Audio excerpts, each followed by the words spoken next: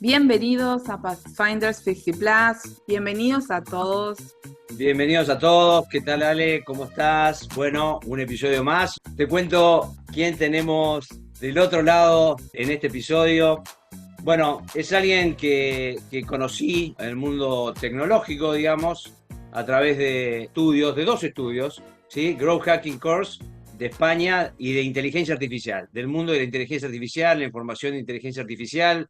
No es ni más ni menos que Jesús Hijas, alguien especializado en el mundo creativo, en el mundo tecnológico, muy relacionado con lo humano, especializado en liderazgo, gestión de emprendedores, con una comunidad de la cual soy parte de hace poco tiempo, de Movimiento Actitud Emprendedora. Así que Jesús, un placer tenerte acá y te damos la bienvenida a Pathfinder 50 Plus. Muy bien hallado, Alejandro y Alejandra. Gracias por la bienvenida y nada, muchas ganas de compartir esta conversación con vosotros para vuestros Pathfinders. Gracias. Genial. Jesús, bueno, queremos conocerte un poco más, cómo fue tu recorrido a lo que te dedicas hoy, que es lo que más disfrutas hacer. Ok, vale, pues mira, te lo cuento así medio escueto y aprovecho para presentarme un poquito de doble clic en lo que decíais. Yo siempre cuento que soy una especie de rara avis entre tres áreas que están un poco, bueno, aparentemente separadas, que son la tecnología, el negocio y el humanismo. Soy ingeniero de telecomunicaciones de formación, me formé en tecnología. Casi toda, bueno, toda mi carrera la he desarrollado en negocio, ¿vale? Es verdad que en empresas tecnológicas, la mayoría, pero en negocio, distintos ángulos, pues gestión de proyectos, producto, marketing, ventas, alianzas, estrategia, etcétera. Luego, bueno, tanto desde el lado de la empresa como luego como emprendedor. Y luego la tercera área, ¿no? Que siempre digo que es mi vocación, el humanismo. Suelo contar que yo estudié ingeniería de telecomunicaciones porque era buen estudiante y me daba la nota para acceder, era la carrera más demandada en ese momento. Pero yo quería estudiar psicología y mi madre, que es psicóloga, me lo quitó de la cabeza. Mira, mejor es que estudia otra cosa. Pero la cabra tira al monte, como decimos aquí, y después de ese recorrido por la tecnología y la salida del negocio, pues me orienté hacia las personas, que era realmente lo que yo tenía en vocación, ¿no? Entonces ahora el resultado es que soy, como os decía, un poco esa rara avis que une esos tres territorios y que están muy unidos en realidad, porque la tecnología es para las personas, el negocio es para las personas y vivimos en un momento apasionante. Yo creo que con un foco humanista, pues la innovación tecnológica puede permitir grandes cosas. Y en relación con esto, contanos un poquito la creación del movimiento Actitud Emprendedora, ¿no? ¿Cómo nace esta comunidad? Vale. Bueno, os contaba que yo hice un poco más de la mitad de mi carrera en negocio en empresa. He trabajado en grandes corporaciones durante casi 15 años.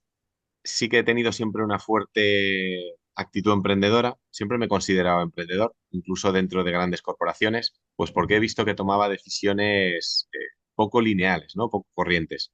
O sea, yo básicamente me cambiaba de departamento cuando dejaba de aprender, buscaba proactivamente aprender de nuevas disciplinas, me he cambiado de país, pues no sé, 3 o 4 veces ya. Digamos que cuando otros buscaban pues esa posición cómoda, ¿no? Ese, ya sé lo que hay que hacer y ya, no sé, pues opto a la promoción del puesto de mi jefe, pues yo lo que optaba era a ir, básicamente, si era dentro de la empresa, y si no, pues fuera. Y entonces he tomado decisiones contraintuitivas que a la larga me han dado mucho aprendizaje. Y eso, pues yo creo que me sale de la actitud emprendedora, que como os digo, primero fue dentro de empresa, pero luego poco a poco pues fui teniendo experiencias más de emprendedor, ¿no? Primero pues fue una experiencia híbrida porque lo primero que hice después de multinacional fue trabajar en una agencia de marketing dirigiéndola. Fue una experiencia preciosa, muy intensa, pero preciosa. Y luego ya pues empecé por mi cuenta a 100%. Empecé a trabajar como consultor independiente, intenté levantar algunos productos, un poco camino de emprendimiento tradicional. Luego, bueno, pues poco a poco me inicié en ese recorrido de creador de contenido, ¿no? Sobre todo en LinkedIn, a dar visibilidad a mis ideas, al intelectual. También como escritor, he escrito 4 libros que si queréis ahora comentamos. O sea, esa inquietud de la actitud emprendedora como que siempre ha estado dentro de mí, ¿no? Y yo le he ido dando salida pues por las formas que la realidad me presentaba que tenía a mano. Hasta que al final me di cuenta de que había creado mi propio camino, que llevaba 20 años prácticamente buscando dónde encajar, si yo era intraemprendedor o si era emprendedor en una empresa ya montada, o si era emprendedor por mi cuenta, o si era creador de contenido, o si era autor de libros, o tantas otras cosas, y al final digo, pues es que he creado mi propio camino, ¿no? Desde la creatividad, desde la actitud emprendedora. Entonces, ese fue un poco el insight de, y sí, hay más personas como yo que están buscando crear su propio camino, ¿no? Y que no acaban de encajar en los modelos de trabajo que nos presenta la realidad. Y eso fue un poco la motivación, ¿no? De crear una comunidad a la que llamamos Actitud Emprendedora, que, bueno, pues que básicamente nace un poco de esa búsqueda, ¿no? Hay gente que creo que busca algo más allá de su trabajo y que nace de unos valores, de una actitud emprendedora, independientemente de que trabajes como emprendedor o en una empresa con tal o cual modelo de emprendimiento o de intraemprendimiento, que trabajes en varios de esos entornos o en ninguno, que estés en un momento de transición profesional, da igual. Yo creo que la actitud emprendedora es precisamente eso, una actitud que es motor de cambio desde dentro. Jesús, y hoy mencionaste, estamos en un momento fascinante. ¿A qué te refieres cuando dices que es fascinante? Bueno, estamos en plena explosión de la era de la inteligencia artificial. Yo eso es algo que, bueno, pues vi venir desde hace bastante tiempo. Os contaba que me formé en tecnología. Una de las tecnologías que más me llamó la atención cuando estudiaba ingeniería era la inteligencia artificial. En ese momento, os hablo de los años 2000, 2005, pues era una inteligencia artificial muy básica, pero me fascinaba la idea de máquinas que pudieran hacer tareas cada vez, bueno, pues más similar a los humanos y además aprendiendo, ¿no? A hacerlo mejor según lo hacían. Yo en la carrera ya programé agentes inteligentes que sabían hacer algunas cosas, ¿no? Básicas, como colaborar, jugar al póker o similar. Y bueno, pues en ese recorrido de negocio y luego enfoque al humanismo que os decía, pues he tenido siempre mucha reflexión, ¿no? Y en 2016 empecé a divulgar más activamente en LinkedIn y ya hablaba de la era de la inteligencia artificial, aunque en ese momento aún, 2016, era una inteligencia artificial pues muy concreta, ¿no? Tareas muy concretas, sí, y no era nada mainstream, etcétera. Pero yo ya empecé a pensar en la era de la inteligencia artificial, ¿no? Y de hecho, mi primer libro, que es del 2018, se subtitula Hacia un liderazgo más humano en tiempos de inteligencia artificial. Yo sabía que iba a llegar.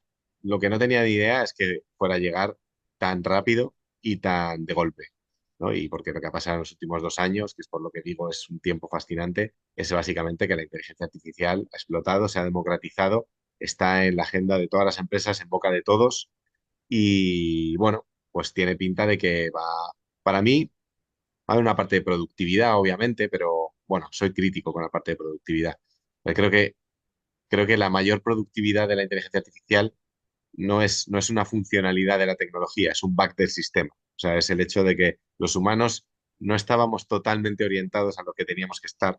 Y entonces, ahora que viene la inteligencia artificial, nos hace más productivo porque llevábamos un montón de tiempo dedicando el 80% de nuestro día a día a tareas que a lo mejor no era que nos teníamos que enfocar. Pero bueno, está claro que va a haber un boost de productividad en las empresas y en lo que sí que creo es que va a haber pues una potenciación brutal de la creatividad humana. O sea, ahora podemos hacer cosas que tenemos herramientas para hacer cosas que antes eran impensables, ¿no? Crear imágenes, crear música, crear vídeos, poco a poco lo vamos viendo, crear texto. Los creativos de mente, que llamaba yo, solo de mente, pues ya tienen una herramienta muy potente para darle salida a su creatividad, que antes solo se quedaba aquí en la cabeza y, bueno, se marchitaba, ¿no? Por eso digo que son tiempos apasionantes. Y en esto que estás comentando, me interesa explorar un poquito más sobre la creatividad, ¿no? Tú trabajas mucho sobre el tema de creatividad y también pensándolo en gente que a lo mejor no somos tan creativos por naturaleza, pero en lo personal, el haber hecho el curso de inteligencia artificial y conocerte y escucharte cómo lo utilizas, cómo la utilizas, me ha despertado todo ese tema creativo. Entonces, en esto de ayudar a otros a desarrollar su capacidad creativa, ¿cómo ves que la IA más el interés, la curiosidad que podamos poner, ayude a mejorar las capacidades creativas, ¿no? Pues, o sea, yo siempre hablo de una ecuación que es exponencial. En la base están las habilidades humanas, entre ellas la creatividad, y en el exponente está la tecnología, que es igual para todos. según enfoques tu uso de la tecnología desde el lado humano, según pongas creatividad, pensamiento crítico y otras habilidades humanas, pues será de potente la base para que el exponente te eleve. De hecho, a mi conferencia estrella, masterclass, formación estrella, lo llamo Eleva tu creatividad a la potencia de la inteligencia artificial.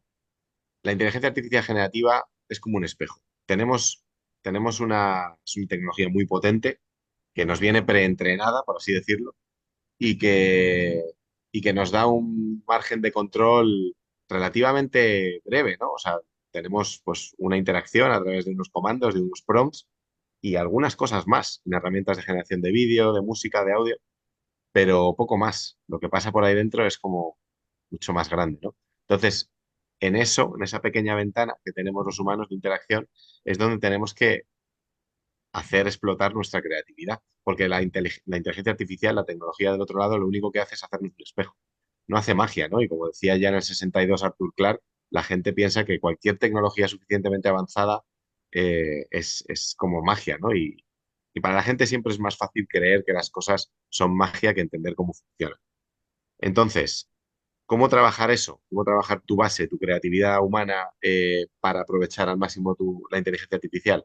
Bueno, o sea, hay metodologías. Primero, pensando que todos somos creativos, yo creo que todos somos creativos. La prueba está en que no conozco a ninguna persona que de pequeño no se pusiera de pie proactivamente, no dijeras una primera palabra proactivamente, no hiciera algo proactivamente sin saber hacerlo, ¿vale? Eso es crear. Crear es, pues eso, el acto de crear. La creatividad es el acto de crear. Es establecer algo nuevo que no existía antes. Y lo que pasa es que es verdad que luego durante el crecimiento, según nos vamos haciendo adultos, se nos va olvidando, ¿no? El ponernos de pie sin saber andar y todo eso. Entonces nos vamos conformando con algunos mitos para no desarrollar nuestra creatividad natural. Bueno, pues mitos como que la creatividad es innata, como que es solo cosa de artistas, como que yo mis roles de finanzas, de marketing, de producto, de cosas que no tienen que ver con la creatividad, eso tienen que dar un poco a service, los de innovación y cosas de estas, ¿no? En la empresa se oye mucho esto de, bueno, hay que ser originales y creativos y diferentes, pero cuando los problemas no nos surjan, que ahora hay que sacar lo más urgente, ¿no? Y eso es un eufemismo tremendo para no permitirnos trabajar la creatividad. Bueno, una vez quitamos un poco de encima esos mitos y asumimos que todos somos naturalmente creativos, yo propongo un camino, ¿no? Un camino de la creatividad que es divergencia-convergencia, no me he inventado nada nuevo, hay muchas metodologías creativas que hablan de este camino, de rombo o doble rombo, pero sí que les he dado un poco una vuelta de tuerca extra a ambas. En divergencia hablo de disfrutar de los problemas y hacer buenas preguntas. Disfrutar de los problemas se nos olvida mucho en el mundo profesional. Estamos tan agobiados con las soluciones que se nos olvida disfrutar de que tenemos un problema, ¿no? Y incluso me gusta llamarlo problema porque eso demanda una solución, pero tenemos retos, tenemos desafíos. Bueno, pues disfrútalo.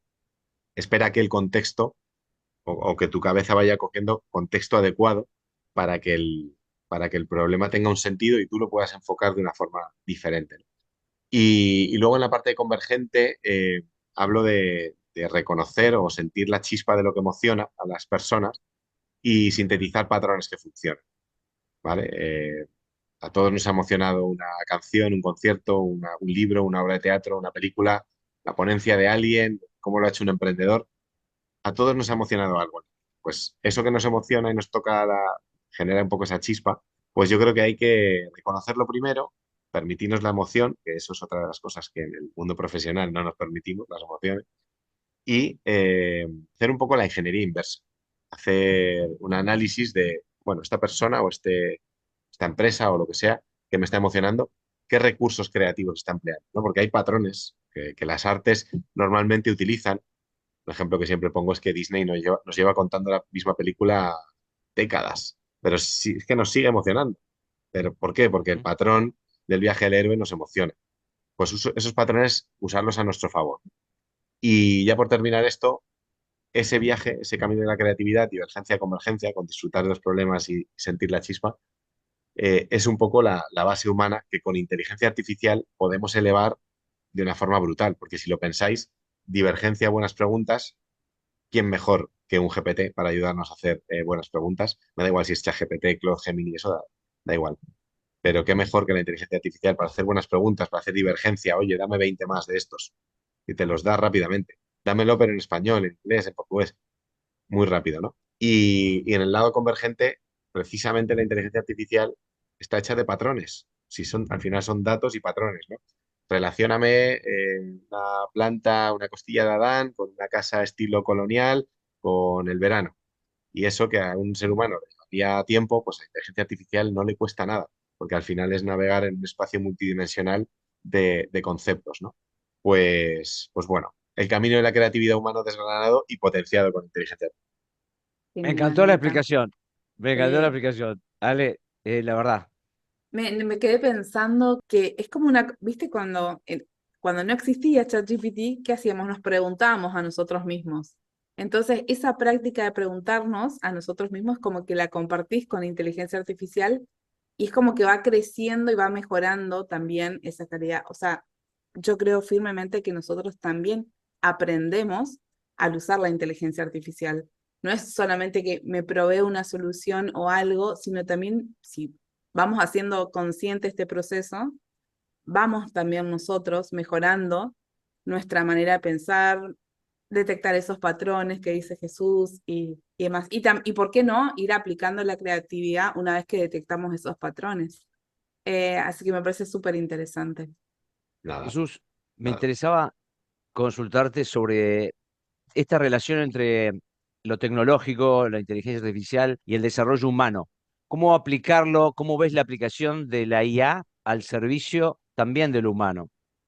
Bueno, desde muchos ángulos, porque es una pregunta muy abierta. Amplia. A ver. Sí, por abordar el que yo creo que es como fundacional, ¿no? De todos esos ángulos, pues podríamos pensar en empresas, en sociedades, en gobiernos, equipos, un montón de planos, ¿no? Pero si me voy a la fundacional, que es el individuo, o sea, primero reconocer que esto es una tecnología que de partida reta al ser humano, porque en su definición la inteligencia artificial tiene imitar los comportamientos y las tareas humanas y además aprender a hacerlo mejor según hace esas tareas, ¿no? Y son tareas que creíamos reservadas a la creatividad humana. Es hacer, pues eso, redactar un texto, crear una imagen, componer música, etcétera, ¿no? De partidas lo reta. Bueno, pues al final la respuesta a tu pregunta, Alejandro, es accionar las habilidades humanas. Para mí, dos de esas habilidades humanas fundacionales, de nuevo, son la creatividad y el pensamiento crítico. Cuando eres crítico, por muy humano que sea sentirte retado por una, bueno, pues por una nueva revolución tecnológica, pues haces doble clic, entiendes cómo funciona, entiendes que no es magia, sino pues básicamente un sistema matemático probabilístico muy sofisticado, pero que al final son matemáticas. No estás hablando con ningún gurú, ni con una divinidad, ni con la magia personalizada. Es un sistema matemático. Y ChatGPT te está dando la siguiente palabra que tiene menos probabilidad de error, pero tiene un margen de error. Y más allá de errores, porque creo que en lo humano va menos, cada vez va a ir menos de datos y de pues eso, de certezas o errores, porque de eso se va a ir ocupando progresivamente la inteligencia artificial, pues yo creo que va de un poco esa chispa que os hablaba antes, ¿no? Va de que el ser humano se tiene que centrar en el insight, en entender profundamente qué necesitan otras personas, qué necesito yo, qué emocionan a otras personas, qué me emociona a mí. Ahí es donde te tienes que centrar como humano, porque si lo piensas, centrarte en datos, en hechos y en producir contenidos y en tantas otras cosas, eso la tecnología nos lo va a dar cada vez más y mejor, pero esa sutileza, ¿no? Del insight que decía, ¿no? De la chispa, de entender más allá de las palabras, de entender más allá de los datos, esas necesidades o esa emoción humana, yo creo que eso siempre va a estar circunscrito a lo humano. Decía un filósofo contemporáneo que el ser humano siempre será humano mientras le preocupen y le ocupan las cosas de humanos, ¿no? Y ahí es donde está el reto realmente, porque yo pienso que llevamos bastantes décadas preocupados y ocupados por cosas que son bastante artificiales en realidad. Al mundo le preocupa muchísimo más la productividad y el capital y el retorno del capital que realmente lo humano. Esta revolución para mí debería significar que las personas vivamos mejor. Pero por eso retaba antes tanto lo de la productividad, ¿no? Porque hay mucha gente llenándose la boca con qué bien, la inteligencia artificial nos va a dar mucha más productividad, ¿no? Ya, pero es que seguramente vayamos a trabajar, o sea, si seguimos con los mismos paradigmas, vamos a trabajar más y peor, vamos a ser más esclavos todavía. Porque no estoy viendo muchas empresas decir, ahora que tenemos inteligencia artificial, vamos a pensar en que los empleados pasen más tiempo con sus familias, calienten menos la silla y todos seamos más felices.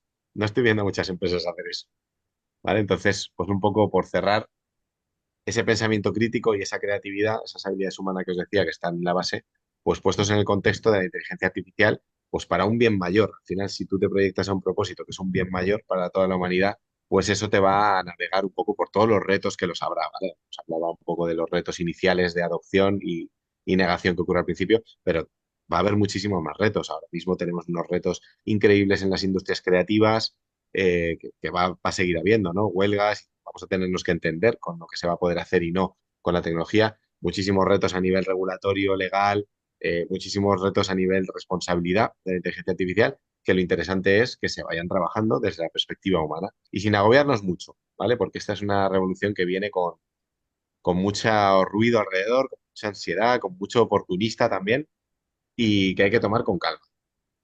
Ahora, haciendo un doble clic en esto que dijiste, ¿no? Yo quiero consultarte y yendo a lo individual, a la potencia de la inteligencia artificial para la mejora individual, inclusive en el trabajo, ¿no? Yo tengo una visión que mucha gente dice, la inteligencia artificial no tiene emociones. Está bien, pero no puede ayudarme a mejorar y gestionar mejor mis emociones en base a lo que conoce, en base a lo que está, digamos, el conocimiento que tiene de alguna manera puedo volcar a que me ayude en diálogos que pueda tener, en conversaciones con la inteligencia artificial, a que me ayude a potenciar mi autoconocimiento, mi gestión emocional ante el relacionamiento con otros en el trabajo, ¿sí? Buscar esas cosas que tienen que ver más con, bueno, el mundo de, si se quiere, de coaching, mentoring, llamémoslo de diversas maneras. Pero bueno, si en eso vos ves que es una herramienta que también nos puede ayudar a mejorar, ¿sí? Sea, yo creo que sin duda ninguna, de hecho está habiendo casos ya, pero el gran pero siempre que tiene que estar ahí, que en realidad también aplica en lo humano, con pensamiento crítico, o sea, siempre retando y siempre siendo conscientes de que estás hablando con una máquina que es un modelo matemático probabilístico. No es tu coach, no es tu psicólogo, no No. es tu pareja, no es nada de eso, ¿no? Y no eres tú, sobre todo no eres tú, por mucho que le hayas entrenado a... o sea, siempre tienes que gobernar tú la tecnología con tu inteligencia humana por encima. Pero dicho eso, te puede ayudar muchísimo, muchísimo a hacer, pues eso, brainstorming, hablábamos antes, ¿no? Buenas preguntas y explorar ideas. Te puede ayudar con temas de autoconocimiento, o sea, puedes darle un contexto concreto, una situación concreta y entrenarlo para que entienda ese contexto y, oye, pues pelotear algo, una situación, una idea, un problema contigo mismo, ¿no? Con tener una especie de second brain, ¿no? Siempre, ya digo, gobernado contigo mismo. Es un balance difícil, pero o sea, yo creo que hay casos de uso clarísimos. Pero un poco a lo que iba antes, ¿no? El psicólogo siempre te va a decir, es un error utilizar el ChatGPT de psicólogo. El coach siempre te va a decir, es un error utilizar el ChatGPT de coach. Pero el humano también incorpora factores. O sea, quiero decir que el cliente que va a un psicólogo o a un coach tiene que ser igualmente crítico, porque por muy profesional que sea esa persona, no eres tú mismo, no puede tomar decisiones por ti. Ni siquiera la guía que te está dando está pasada por sus propios sesgos, que oye, que están avalados por tus estudios y por la experiencia y tal. Pero es que puede que no sea para ti esa, ese consejo, esa guía que te está dando avalada por 100 años de experiencia. Entonces, igual que vas con tu pensamiento crítico, deberías ir a un servicio humano, vete a un servicio artificial igualmente con ese pensamiento. Y hablando de esto de servicios humanos, ¿qué servicios humanos son los que más se van a potenciar con esta revolución tecnológica? Bueno, de partida, o sea, soy conservador en el principio de la respuesta, ¿vale? Porque me viene a la cabeza un estudio de Gartner que hablaba un poco de las labores humanas que más se están potenciando con inteligencia artificial generativa. Y son labores en empresa, ¿no? Hablando de empresas, son labores pues, de desarrollo de código, por ejemplo. Es una cosa que Ujú. es un escenario que prácticamente nos hemos encontrado de golpe con la IA generativa, pero que, bueno, pues, parece como muy intuitivo, ¿no? Al final, el código es una ciencia pues, más bien exacta y o optimizable, y qué mejor que una tecnología que está programada para optimizar Ujú. producto, investigación y desarrollo, también labores de atención al cliente, ¿vale? Un poco los intentos de generación de chatbots y asistentes que hemos tenido en los 2010, pues con una capa inteligente van a dar un servicio mucho mayor, obviamente, y probablemente una buena satisfacción de cliente. Eh, sí, esas labores están ahí. Yo creo que a la cabeza de la fila de lo que se va a automatizar o se va a empoderar más con inteligencia artificial y con una buena experiencia de cliente. Porque yo siempre parto de con una buena experiencia de cliente. ¿Vale? O sea, yo ahora mismo podría poner mi LinkedIn, que es uno de mis mayores activos, totalmente automatizado en manos de la inteligencia artificial, pero sería una bonita manera de cargarlo, porque daría una mala experiencia de cliente pues a todos los humanos que llevo cultivando durante 16 años. Entonces, bueno, pues esas labores, ¿no? Primero. Y luego veremos, o sea, yo ahí me aventuro un poco por mojarme en lo que veremos a medio y largo plazo. Industrias creativas, sin duda. O sea, la inteligencia artificial generativa va a ser una tecnología que va a revolucionar industrias creativas, pues como las artes, el cine, la música, la fotografía. Ya lo está haciendo, lo que pasa es que estamos en ese momento de shock, ¿no? Nos estamos enterando de qué está pasando aquí. Todavía la tecnología es verdad que no está 100% madura, pero, o sea, cuando lo esté y cuando el entorno regulatorio y legal y cuando la mentalidad tanto del lado de la oferta como de la demanda esté en el lugar adecuado, pues esto va a ser como la revolución de la cámara fotográfica, o Mm. de diseño por ordenador, o de tantísimas otras cosas bueno, pues que han afectado a industrias creativas. No nos plantearemos esas artes sin inteligencia artificial una vez que haya sido adaptada. Lo que pasa es que ahora pues estamos con ese momento de incredulidad. Y una consulta con el mundo emprendedor, Jesús. En tu día a día, ¿qué es lo que más disfrutás del contacto con emprendedores, ¿sí? De esta comunidad y de las charlas que das, porque sos expositor? ¿Qué es lo que más disfrutás? Pues la actitud, por eso lo llamo movimiento actitud emprendedora, porque la actitud es algo que no se puede comprar y que como no lo trabajes tú, pues te va a llegar tu última hora y te vas a dar cuenta de que lo tenías que haber trabajado tú. No te puede venir de fuera, es interno y ya te lo digo, no se puede comprar. Entonces es algo que cuando fluye desde dentro hace que tengas pues una serie de comportamientos, una serie de valores primero, pero luego una serie de comportamientos que, bueno, pues que es muy bonito, ¿no? Cuando te juntas con gente con la cual resuenas, a lo mejor son personas que no has visto nunca en persona, ¿no? Como puede ser nuestro caso, o que has visto por primera vez en un evento presencial y parece que te conoces de toda la vida, o que es incluso vuestra primera interacción en un curso, en una ponencia, en un evento, en LinkedIn mismo, y que hay ese vínculo, ¿no? Ya de antemano. Eso me parece brutal. Cuando se juntan personas con actitud, para mí la actitud emprendedora es como el motor de lo que luego pues acaba siendo creatividad, pensamiento crítico, disfrute de los problemas, orientación a la acción, aprendizaje continuo, ¿no? Este tipo de growth mindset, este tipo de comportamientos son como consecuencias de un motor que para mí es la actitud emprendedora. Y cuando se junta gente, me da igual en qué canal, bueno, pues con esos valores, con esos comportamientos y con ese primum movens, ¿no? Con esa actitud emprendedora como motor, pues todo fluye y mola, es muy chulo pensar en que es difícil racionalizarlo, ¿vale? Hace un mes tuvimos el evento presencial anual del Movimiento Actitud Emprendedora que llamo High Madrid, Ah, en aquí en Madrid. Madrid. Ah, Aquí tienes que venir a 2025, Alejandro, a sí, ver cómo tengo que lo, organizarlo. Tengo que a ver cómo lo organizarlo. hacemos. Pues es muy chulo ver y sentir cómo personas, en este caso, ¿no? En el evento, 60 personas que muchos no se han visto nunca, están fluyendo y conectando y resonando desde el minuto uno, ¿vale? Para ellos es sorprendente, para mí, porque yo sé esto que os estoy contando, ¿no? Del motor y del vínculo que generan los valores y los comportamientos cuando nacen un poco todos de la misma fuente. Claro, si lo piensas desde el lado de negocio, las empresas se dejan unos presupuestos bárbaros, encontrar a personas, a clientes que resuenen con sus propuestas de valor, con sus valores, incluso talento, ¿no? También con sus valores y tal, pero es que lo están moviendo por canales inorgánicos, ¿no? Siempre va de oferta-demanda, siempre va de público impuesto, de tengo esta propuesta de valor, te hago este anuncio. Son relaciones muy transaccionales las que tenemos hoy en día en lo digital. Pero si te lo llevas a lo humano, de nuevo, eso fluye de forma natural. Claro, llevárselo a lo humano hay que ponerle tranquilidad y calma, porque las empresas normalmente pues les dicen, oye, espera, para tener una comunidad de 160 personas que resuenen con los mismos valores, hay que esperar 4 años. Claro, quien proponga eso está despedido al día siguiente.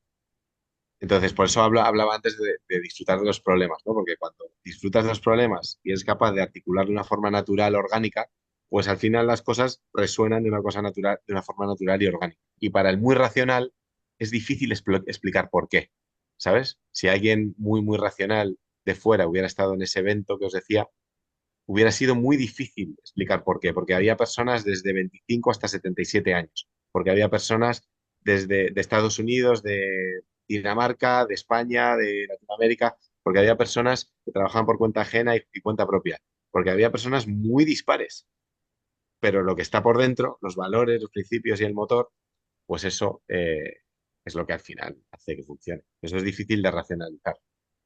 Bueno, y Jesús, ¿qué le dirías a una persona que ya está en su segunda mitad de la vida, que estaba en relación de dependencia y que ahora se enfrenta a un posible escenario de emprender?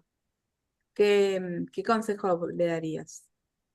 Pues bueno, yo pienso que la segunda mitad de la vida, que eso es muy subjetivo también, hay gente que la empieza a los 30, hay gente que la empieza a los 50, a los 40, en cualquier punto intermedio. Pero esa segunda mitad de la vida yo creo que es la de oro. O sea, yo creo que ese punto intermedio es el máximo, ¿no? El máximo relativo ese en el que tienes, bueno, pues tienes el balance perfecto entre salud, tiempo y dinero. Bueno, y conocimientos y experiencia también, ¿no? Para articular un poco lo que tú quieras.